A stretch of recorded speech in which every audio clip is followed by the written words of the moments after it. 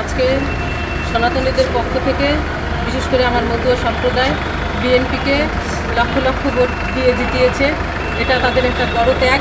এই ত্যাগের জন্য আর আমরা মাঠে নেমে যেভাবে কাজ করেছি, যার জন্য আজকে তারা আমাকে মনোনয়ন দিয়েছে। আমি সকলকে ধন্যবাদ জানাই, কৃতজ্ঞতা জানাই। আর কি করেছেন বিএনপি আপনাকে কেন মনোনীত করলো, এটা যদি আমি বললাম।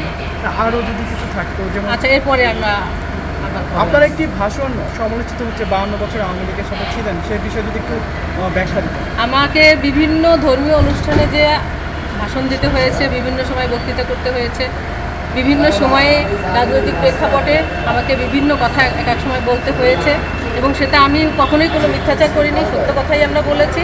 সময়ের পরিবেশ পরিস্থিতিতে আজকে বিএনপি আমাকে মনোনয়ন দিয়েছে, সব কিছু যাচাই বাছাই করে আমাকে যোগ্য মনে করেছে, তাই দিয়েছে।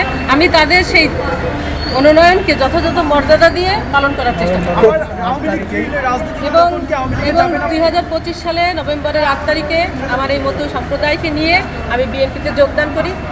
এই যোগদান করার ফলেই আজকে বিএনপি থেকে এতগুলো পরাজয় এবং বিএনপি সরকার। কখনো যদি আমলিগ ফেরে, তখন কি আবার আমলিগ থেকে মনোনয়ন কিনবেন কি? সেটা তখন বলা যাবে, অতদিন আমি বাঁচতেও তো না পারি। তো সংসদে গেলে প্রথম কাজটা কি করতে চান আসলে? সরকারকে সহযোগিতা করা।